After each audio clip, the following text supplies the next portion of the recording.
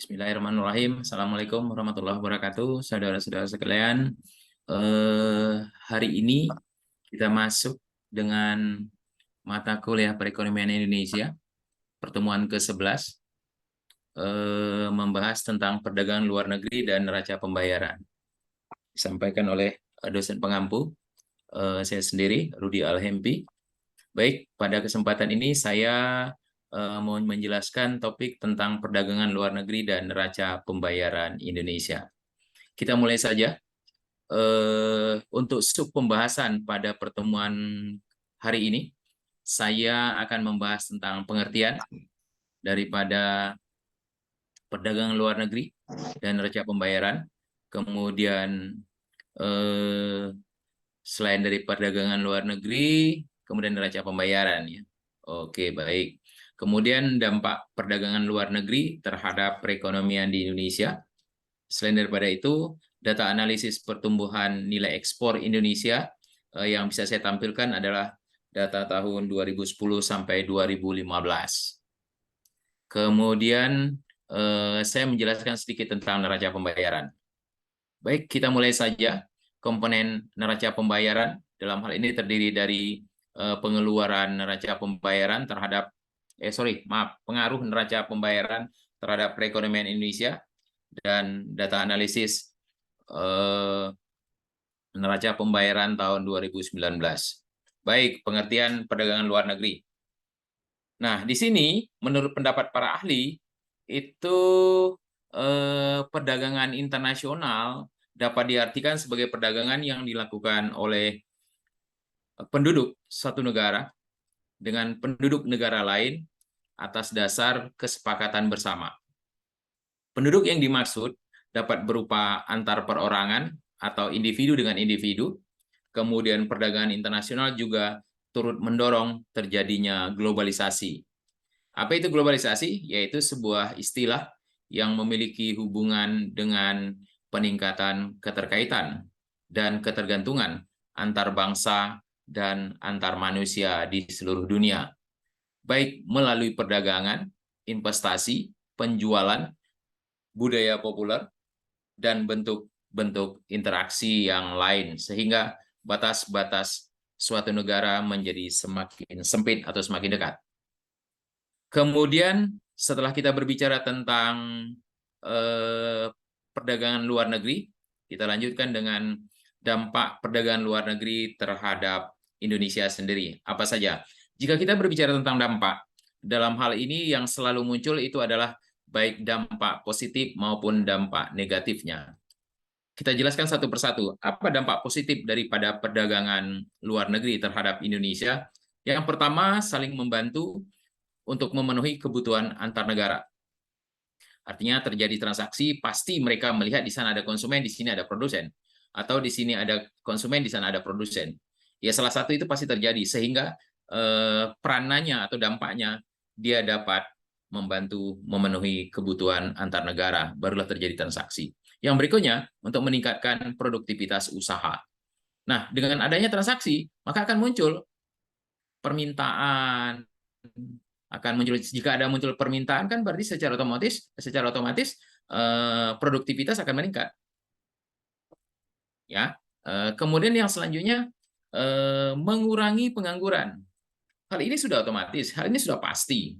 Karena apa? Dengan adanya permintaan berarti negara industri akan bekerja, negara konsumen akan membeli. Nah, pada saat jika kita bercerita di negara produsen, berarti dia paling tidak akan mencari bahan baku, butuh tenaga kerja, akan dari bahan baku bawa ke industri, butuh transport.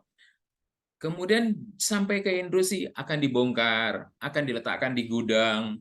Nah, itu juga butuh akan tenaga kerja.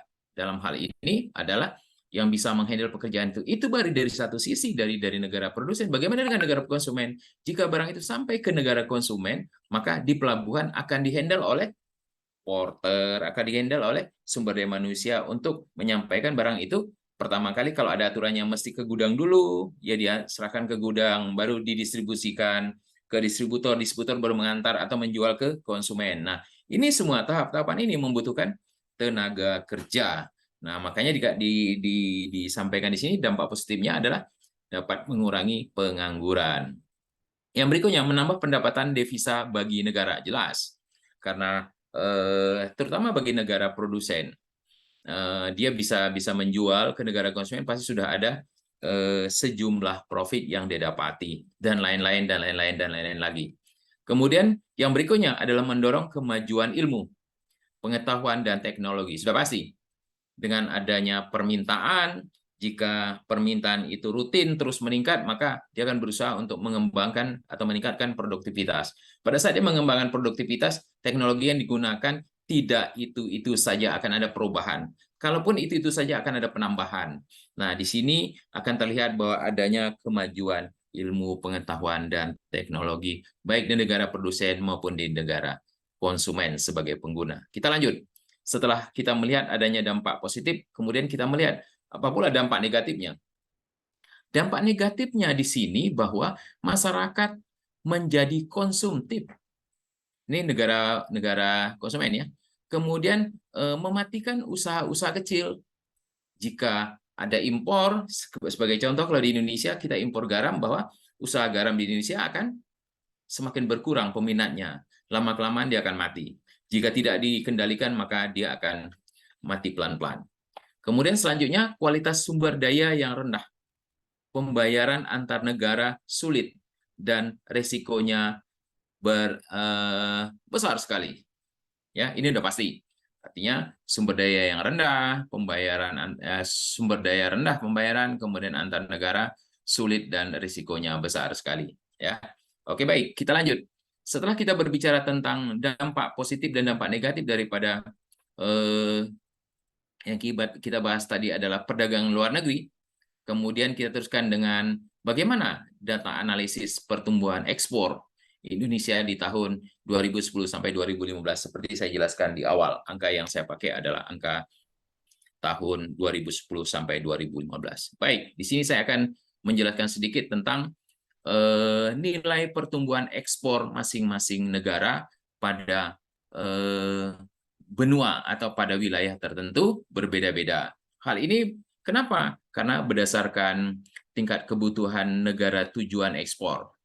Kenapa dikatakan tingkat kebutuhan negara ekspor? Karena tingkat pertumbuhan di wilayah atau di kawasan Asia, ini kita ambil contoh ya, nilai pertumbuhan ekspor untuk kawasan Asia pada tahun 2010 sampai 2012 mengalami kenaikan sebesar 2,99%. Dengan nilai pertumbuhan sebesar 31,83% menjadi, maksudnya berubah ya, berubahnya bertambah 34,82%. Artinya, sedangkan untuk tahun selanjutnya, yaitu pada tahun 2013, yang terjadi adalah mengalami penurunan sebesar 33,31% dan 6,51%. Pada tahun 2014, pertumbuhan kegiatan pengiriman barang ke luar negeri tidak stabil, namun hal tersebut tetap menunjukkan bahwa kegiatan perdagangan luar negeri Indonesia tetap berlangsung walaupun mengalami penurunan dan dengan kapasitas pengiriman barang atau pengiriman dalam jumlah sedikit atau berkurang. Ya, baik, itu penjelasan singkat tentang perkembangannya. Kemudian kita lanjut, setelah kita berbicara tentang perdagangan luar negeri, kita kepengen bahas tentang neraca pembayaran. Baik, pada kesempatan ini saya juga akan menjelaskan tentang neraca pembayaran. Apa sebenarnya neraca pembayaran? Nah, di sini saya kepengen sampaikan bahwa neraca pembayaran merupakan suatu ikhtisar atau suatu kumpulan atau suatu summary yang meringkas tentang transaksi-transaksi antar penduduk satu negara dengan penduduk negara lain. Kapan? Selama jangka waktu tertentu. Biasanya dalam waktu periode 1 tahun. Ya, itu yang dimaksud dengan neraca pembayaran. Kemudian, neraca pembayaran mencakup apa saja? Di dalamnya akan termuat adalah pembelian dan penjualan barang dan jasa, kemudian hibah dari individu dan pemerintah asing, dan transaksi finansial. Umumnya, neraca pembayaran terbagi atas neraca transaksi neraca transaksi dan neraca lalu lintas modal dan finansial dan item-item finansial lainnya. Ya, baik, kita lanjut. Berarti apa saja yang terdapat di dalam neraca pembayaran itu? Nah, di sini akan kita bahas satu persatu tentang komponen-komponen yang ada dalam neraca pembayaran. Pertama, adanya transaksi dagang, itu biasa disebut dengan trade account. Kemudian transaksi pendapatan modal biasanya disebut dengan income on investment. Kemudian transaksi unilateral yang biasa disebut dengan unilateral transaction. Kemudian transaksi lainnya yaitu penanaman modal langsung yang biasa disebut dengan direct investment, kemudian transaksi utang piutang jangka panjang yang biasa disebut dengan long term loan, kemudian transaksi utang piutang jangka pendek disebut dengan short term capital. Kemudian ada satu lagi yang biasa disebut dengan transaksi lalu lintas moneter atau dalam istilah ekonominya yang biasa disebut monetary accommodating. Baik, itu beberapa. Kemudian kita akan bahas data dan analisa neraca pembayaran yang seperti saya sebutkan juga di awal bahwa datanya yang akan saya tampilkan adalah data dan analisa neraca pembayaran Indonesia pada tahun 2019. Baik, di sini neraca pembayaran Indonesia pada triwulan keempat tahun 2019 mencatat surplus sebesar 4,3 miliar US dollar. Hal ini berarti kita punya neraca pembayaran itu membaik bila dibandingkan dengan triwulan sebelumnya yang mengalami defisit sebesar 46 juta US dollar. Surplus transaksi modal dan finansial pada triwulan keempat, yang di atas tadi ya, pada triwulan keempat tercatat sebesar 12,4 miliar US dollar. Lebih tinggi dari surplus pada triwulan sebelumnya, yaitu sebesar 7,4 miliar US dollar. Besarnya surplus tersebut terutama didorong atau besarnya surplus tadi itu disebabkan oleh tingginya arus masuk investasi portofolio.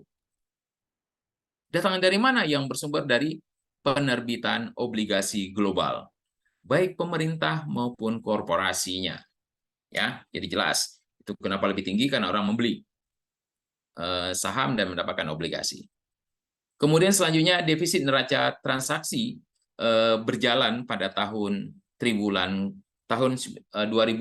triwulan keempat tercatat sebesar 8,1 miliar US dollar atau 2,84 dari produk domestik bruto. Nah, hal ini semua ditopang oleh surplus neraca perdagangan non-migas yang meningkat. Neraca pembayaran Indonesia itu pada tahun 2019 mencatat surplus sebesar 4,7 miliar US dollar. Kemudian membaik dari tahun sebelumnya.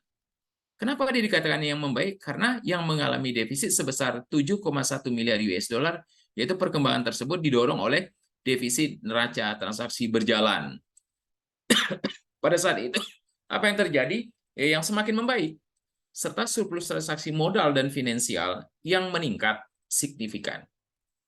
Defisit neraca transaksi berjalan pada tahun 2019 tercatat sebesar 30,4 miliar US dollar atau 2,7% dari produk domestik bruto. Hal ini membaik bila dibandingkan dengan defisit pada tahun sebelumnya, yaitu sebesar 2,94% dari produk domestik bruto.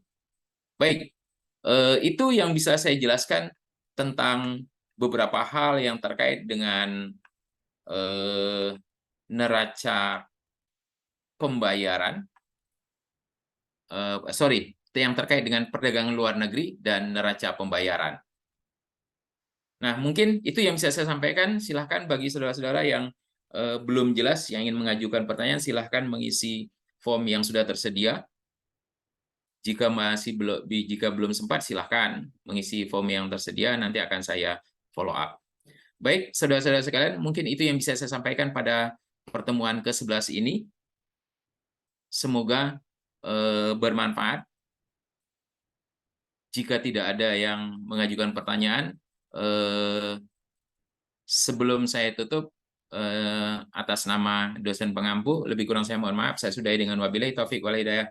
Assalamualaikum warahmatullahi wabarakatuh.